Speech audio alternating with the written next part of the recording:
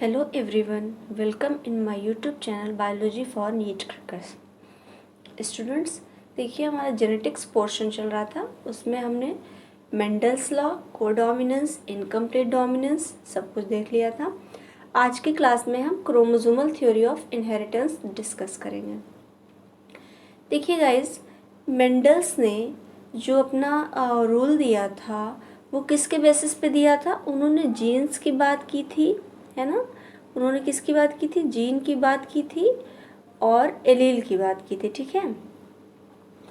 तो उनके अकॉर्डिंग क्या था कि जीन जो भी कैरेक्टर को क्या करते हैं, ट्रांसफ़र करते हैं एक जनरेशन से अगले जनरेशन में, ठीक है। और जीन्स ट्रांसमिट होते हैं कैसे? फिर वो गैमीट फॉर्म में आते हैं, फिर वो F1 जनरेशन, फिर F2 जनरेशन, लाइक दिस, ठीक है। तो इस थ्योरी में उसी जीन से क्रोमोसोम को कंपेयर किया गया है, ठीक। जैसे जीन ट्रांसफ़र होते हैं वैसे ही क्रोमोसोम भी क्या होते हैं, ट्रांसफ़र होते हैं और कैरेक्टर को क्या करते हैं, पास आउट करते हैं।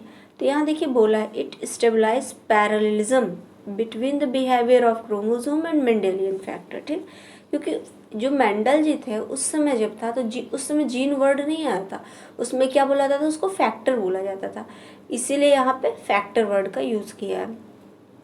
तो ये थ्योरी कब कैसे स्टेबलाइज है, उसी के पैरेलल में है।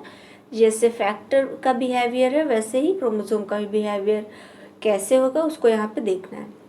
किसने प्रपोज किया था? वॉल्टर सटन और थियोडर बॉवेरी जी ने। इन्होंने क्या किया था? 1902 में दिया था इस थ्योरी को। Due to advancement in microscopy, क्योंकि उस समय माइक्रोस्कोप्स बन चुके थे, scientist were able to clearfully observe the cell division, ठीक। तो जब माइक्रोस्कोप बन चुके थे तो सेल तो बहुत ही स्मॉल है, उसके अंदर न्यूक्लियस, फिर वहीं पे क्रोमोसोम। तो उसको देखने के लिए क्या, उसको देखने के लिए माइक्रोस्कोप का यूज़ किया, क्योंकि बहुत ही इनसाइड है तो बहुत ही माइन्यूट सा है। तो माइक्रोस्कोप से देखा गया कि कोई भी सेल कैसे डिवाइड होती है, क्योंकि वहाँ भी आपने देखा था कि अगर कैपिटल टी है तो उसमें से एक गैमेट के आगे बढ़ता है, केवल एक कैपिटल टी आगे बढ़ेगा, ठीक। तो यहाँ भी क्या होगा, यहाँ पे कोई एक सेल है, अभी उसमें डिवीज़न होगा तो उससे क्या बनेगी, दूसरी सेल बनेगी। सेल टोटली डिवाइड होगी तो अंदर का न्यूक्लियस भी डिवाइड होगा, है ना, साइटोप्लाज्म भी डिवाइड होगा, सारी चीज़ें। तो वो भी अगली बार एक और बढ़ेगा। यहाँ लिखा careful observation of cell division led to the discovery of chromosome. जब सेल डिवीजन को देखा गया तो देखा गया कि अंदर क्रोमोसोम भी है। The two worker found a close similarity between transmission of Mendelian factor behaviour of chromosome. ये जो साइंटिस्ट थे, दो वर्कर थे जो अभी बॉवेरी जी और ये सटन जी, तो उन्होंने क्या देखा, उन्होंने देखा कि जिस तरह से मेंडल का फैक्टर ट्रांसमिट हो रहा था अगले जनरेशन में जाता है, वैसे ही कुछ क्या बिहेव करता है, क्रोमोसोम भी बिहेव करता है। देखिए यहाँ लिखा है Sutton and Boveri observe that behaviour of chromosome was parallel to the behaviour of Mendelian factor या जीन। क्योंकि देखिए आप जानते हैं क्रोमोसोम भी नॉर्मली पेयर में होता है और जो उनके फैक्टर्स थे वो भी पेयर में थे, कैपिटल टी आपने ले रखा था। तो उन्होंने क्या किया था कि यहाँ पे देखा था कि बिहेवियर कैसा होता है, ठीक है, और देखा कि पैरेलल बिहेवियर है। देखिए यहाँ क्या प्रोफेस फर्स्ट है, यहाँ छोटी सी लाइन लिखी है, the chromosome condensed and the nuclear envelope break down crossing over अकर।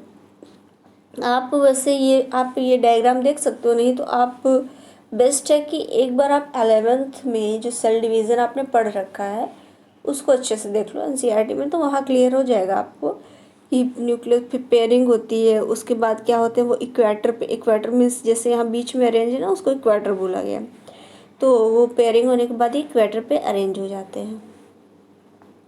उसके बाद क्या होता है, उसके बाद जो है होमोलोगस क्रोमोसोम मूव कर जाते हैं अपोजिट पोल्स की तरफ। देखिए यहाँ तो साथ में थे और यहाँ पे क्या है कि इक्वेटर पे अरेंज हो गए हैं, ठीक है। यहाँ पे देखिए आप क्या हुआ है कि वहाँ पे ये इक्वेटर था और ये क्या हो गए हैं, अलग हो गए हैं, ठीक है। और फिर यहाँ पे आप देखिए यहाँ पे क्या हुआ, देखिए यहाँ तक एक ही सेल थी, है ना। जब ये अलग होने लगे, ये एक साइड जाने लगा, ये एक साइड जाने लगा, तो देखिए यहाँ पे क्या हुआ, यहाँ पे दो नई सेल देख रहे हैं, ये एक और ये एक, ठीक। बीच से क्या हो रहा है, एक सेल भी डिवाइड हो रहा है, बीच में क्या बन जा रहा है, धीरे धीरे वॉल बन रहा है, ठीक है। तो ये तो मैंने बड़ा शॉर्ट में लिखा हुआ है, और भी स्टेप्स है यहाँ पे। तो मतलब फाइनली आपको ओवरव्यू ये है कि बताना ये चाहता है कि जिस प्रकार गैमीट जो होते हैं वो अलग होते हैं, वो पेयर में होते हैं पहले, फिर वो बाद में अलग होते हैं, तो कुछ ऐसा ही काम कहाँ होता है, क्रोमोसोम के साथ भी होता है। ठीक है, ये आपको यहाँ पे बताया गया है। ये देखिए साइलेंट फीचर क्या है, क्रोमोसोम लाइक हेरिडिटरी ट्रेट। ठीक, क्रोमोसोम हेरिडिटरी ट्रेट की तरह ही होते हैं। रिटेन देयर नंबर, अपने नंबर को मेंटेन रखते हैं। देखिए सेल डिवीज़न होती है, फिर भी जो नई सेल बन रही है वहाँ पे क्या है, वहाँ पे अगर बोला जाए कि नॉर्मल सेल है तो वहाँ पे भी क्या, उनके क्रोमोसोम नंबर एज यूजुअल होते हैं। ठीक है, और स्ट्रक्चर भी उसका मेंटेन रहता है, एंड इंडिविजुअलिटी भी मेंटेन होती है throughout the life of an organism. ठीक, both the chromosome and Mendelian factor gene neither loss nor mixed. हाँ, कभी भी नुकसान नहीं होता कि 46 से कम नहीं हो सकते हैं, 23 पेयर से कम नहीं हो सकते हैं, और जितने भी जीन्स हैं जो भी आपने ले रखे हैं वो भी क्या होंगे, एज यूजुअल होंगे, और किसी और के साथ मिक्स नहीं होंगे। कि मतलब मिक्स होने का इन द सेंस बोला जाए कि अगर टॉल के लिए है तो टॉल के लिए फिर कैपिटल टी ही होगा। ठीक है, टॉल या तो ये भी हो सकता है, मीन्स या तो ये या तो ये। ठीक है, ऐसा नहीं है कि ये कैपिटल टी है और कोई कलर वाला जीन आ गया, रेड वाला आ गया और इसके साथ, ऐसा कुछ नहीं होता है। मतलब टॉल के लिए अपना ही जीन रिस्पॉन्सिबल होता है। ठीक है, मिक्सअप नहीं होता है। देखिए both chromosome and unit factor, या आप जीन बोलो, अकर इन पेयर, मैंने बोला ही था कि क्या पेयर इन सोमैटिक सेल। देखिए सोमैटिक सेल का क्या मतलब होता है, बोला जाए कि जितने भी आपके नॉर्मल सेल्स हैं, गैमेटिक सेल को आप छोड़ दीजिए, जर्म सेल को आप छोड़ दीजिए, इसके अलावा जो अदर सेल्स हैं जिससे बॉडी का पार्ट्स बनते हैं, आई, ईयर, किडनी या एनीवन जो भी है, तो उसको क्या बोला जाएगा, सोमैटिक सेल बोला जाएगा। ठीक है, in the form of homologous chromosome and allele. फिर से देखिए क्या, both the chromosome and unit factor occur in pair in somatic cell in the form of homologous chromosome या एलील। मतलब बोल रहा कि अगर किसी एक सोमैटिक सेल के क्रोमोसोम की बात करेंगे तो वो भी पेयर में होगा, अगर उसके फैक्टर या जीन की बात करेंगे तो वो भी पेयर में होगा। ठीक, तो जब ये पेयर में हो जाएगा तो इसे क्या बोलेंगे आप, एलील बोलेंगे। ये सिमिलरिटी बताया गया है, इसीलिए पैरेललिज्म आगे यूज़ किया था word. Gamete contain only one copy of each, सीधा सा है, ये तो एलील फॉर्म में है, लेकिन जब इसी का गैमीट बनता है तो सिर्फ एक टी ही आगे आता है। Get restore during the fertilisation of gametes. ठीक है, और फर्टिलाइजेशन के समय ये स्टोर भी रहता है ना, क्योंकि ये वाला तो कैपिटल टी बना ही रहेगा, तो क्या इसीलिए बोला गया है एक ही कॉपी आगे आती है और फिर वो स्टोर भी रहता है क्या, कब, फर्टिलाइजेशन के समय। Sutton united the knowledge of chromosome segregation with Mendelian principle and called it is chromosomal theory of inheritance। ठीक, देखिए इनहेरिटेंस तो समझ रहे हैं, जो एक जनरेशन से अगली जनरेशन में जाए, और क्या नॉर्मली मेंडल जी ने बताया था फैक्टर को कि एक जनरेशन से अगले जनरेशन में जा रहे हैं, और यहाँ पे उसी की के फैक्टर ना बोल के इस थ्योरी में किसको, मतलब मेनली ये किस चीज़ के लिए थ्योरी दी गई है, क्रोमोसोम के लिए थ्योरी दी गई है, और मेंडल के फैक्टर से कंपेयर कर दिया गया।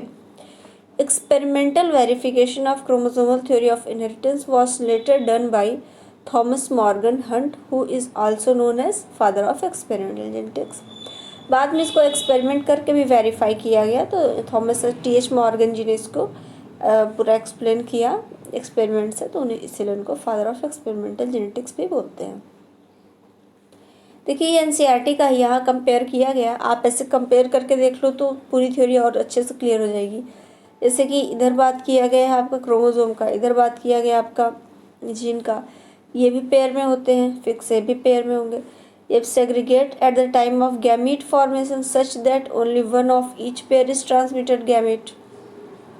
ठीक है, तो जिसमें ये होगा तो कोई एक क्या हो जाएंगे, ट्रांसमिट हो जाएंगे।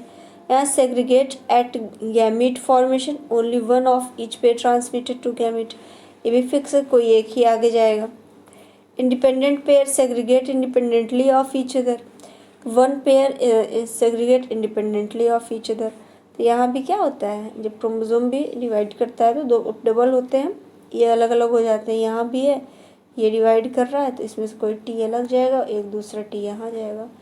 इस तरह से क्या करते हैं, मीन्स बोला जाए कि जैसे क्रोमोसोम का बिहेव करते हैं, मतलब अगली जनरेशन में ट्रांसमिट होते हैं, वैसे ही गैमीट, या बोला जाए जैसे गैमीट या फैक्टर काम करते हैं, वैसे ही chromosome. Clear? Okay, thank you.